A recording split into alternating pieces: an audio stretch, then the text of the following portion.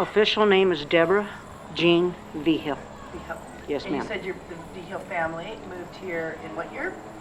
My family or the other family? How did you end up here? My father's brother lived here. Okay. And they had spoken and they wanted to bring our grandparents from New Mexico, Las Vegas, New Mexico here because of their age so we could all be closer to help them out. My culture is Spanish American Indian. I apologize, I don't know what type of Indian I am. I think it's more on my mother's side. I had my genealogy done just recently on my father's side, and there's none on his side. But we go as far back as Old Mexico and as far as Spain. 1972, we moved in with the Vigils, my father's brother. They're the ones that had 16 children. We lived there for about 6 months. My parents bought their first house right here in Erie 3 days before Halloween. So back in the place where I was born, up in Leadville, Colorado. That's why I get high on life. We lived in Redcliffe for 5 years, moved to Gilman for 5 years. My father was a miner for New Jersey Zinc Mining Company. He did other things. When we moved here, he did a lot of other things as well. I started school here. I was in 3rd grade, and Mrs. Pinkerton was my teacher. I'm not sure if she's still alive or not. God rest her soul, dynamite woman. We grew up here in Erie. The last year that we spent in the grade school, our class actually did, we planted all the trees around the back, north, east, and west side of the building. One of the favorable memories is where we're sitting here now was the original park. And back in our day, we didn't know what prejudice was. I actually didn't ever experience prejudice until I came to Erie, and I don't even remember hearing the word prejudice.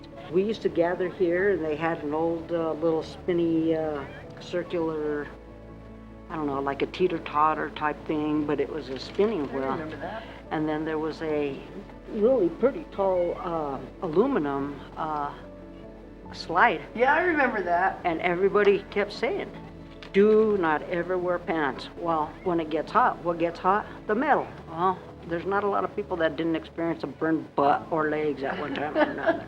But yeah, I've been here since 1972. 1976, I actually did some volunteer work for the police department, which is, oh shucks, right behind us actually. It's the old Lincoln School. I wanted to be a police officer.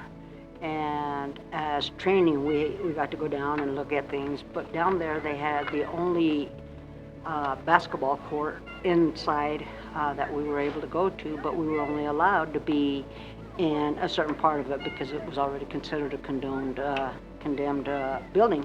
Jails back then were for the cattle where you put them in there and then you brand them or whatever you have to do. And chicken wire was the top of it, and we had a couple of... That was the jail? Yes, ma'am. They had 2 of them, and they were green. 1996, I decided to join the the fire department.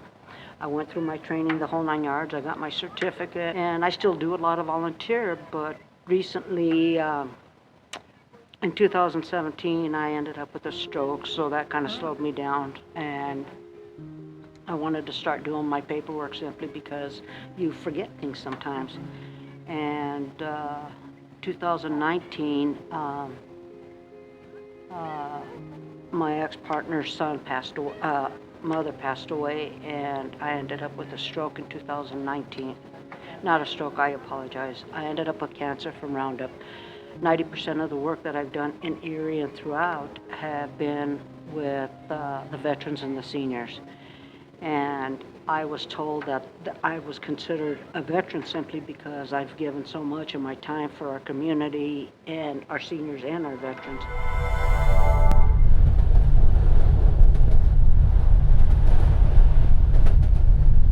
I myself have been gay all my life. My ex and I are no longer together. But this year would have been 42 years. Oh, wow. Our son was born in 2008. He's adopted, family friend. He's now 16 years old.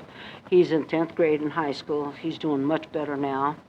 Yeah, things are great. The house that we purchased back in 1998, It's an upstairs, downstairs apartment, and my apartment itself has the old railroad track. Not the ties, but the railroad track holding it up. The gentleman that owned it prior to us purchasing it, he worked for the railroad here in town. And when his son went into school, graduated from high school, Bob, they elevated the house and they built the apartment underneath. Yeah, so. A lot of people don't know that this is one of the old railroad tracks, but you have Correct. the tracks underneath your house? I have track holding up my house. Wow. Yes, and actually it's the alleyway that was the railroad. Believe it or not, I was part of the RTD. I worked for Special Transit when I got done from being over the road trucker in 1996. After that, my family missed me, so I ended up having to get a job closer, so I started working for Special Transit. I was there about 6 months before I got my first promotion, and then I gradually graduated higher and higher.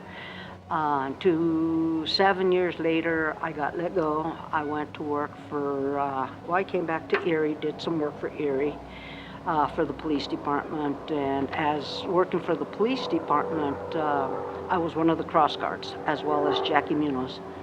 And there's signs out there now that were never there because I kept bringing it to the police department's attention that it's causing problems with backup, so on and so forth. So they put up signs several years later, which are still there now: no left turn or no right turn during certain times of the day or midday or the evening, just to kind of keep the traffic flowing. I've lived in Erie since I was 10 years old. I've enjoyed living here. Unfortunately, there were some things that were not so pleasurable. Trouble from some of my relatives were more so my not so good friends at times. And, when you're young, I understand that. But now that we're older, you would think we'd be past it, but it's not necessarily the case. But, I'm a very strong Christian.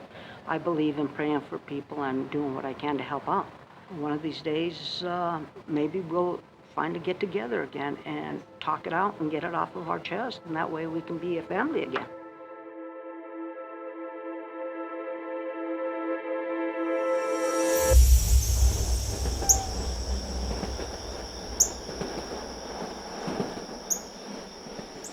At one time, I was very quiet, believe it or not. No, I do Now- not believe that. Now, I have nothing but love to share with people, and it just comes so freely for me that I guess you can kind of say I'm out of the closet, but I've been out of the closet all my life. I shared it with my mother, and she says, well, now you got to tell your father. And of course, that scared me because my father and I were very close. And so I came home from school one day, and he's sitting there in his chair, tapping his fingers like he usually does. And he says, I understand we got to talk. And I said, yeah, we do.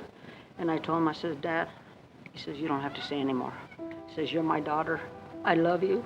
And there's nothing you can say that's going to make me change my mind. My mother came around and gave us all a hug. It was like a group hug, and it just felt so good to be able to be real within myself, even though I was hiding it from other people. I didn't want to be teased like I was saying earlier. Again, that was a big issue for me. And now, I don't care who knows. I'm just human like everybody else, And I got a lot of friends because I am who I am. Mm-hmm. I don't want to hurt anybody, but I tell my family and my friends, if I'm going to hurt you, I would rather hurt you with the truth than to hurt you with a lie. I've never tried to be somebody I'm not. And I always believe in being who you truly are, because if you're not true to yourself, how can you be true to others? Acceptance, appreciation for people that are willing to help and I've never not wanted to be a part of my community. I believe in sharing what I have to offer, not just to help, but just being understood or heard without having anybody to prejudge you. But I think people need to understand that we all need each other. And it's getting better. And I like the idea of the younger generation actually seeing a change in them to learn how to respect others as well.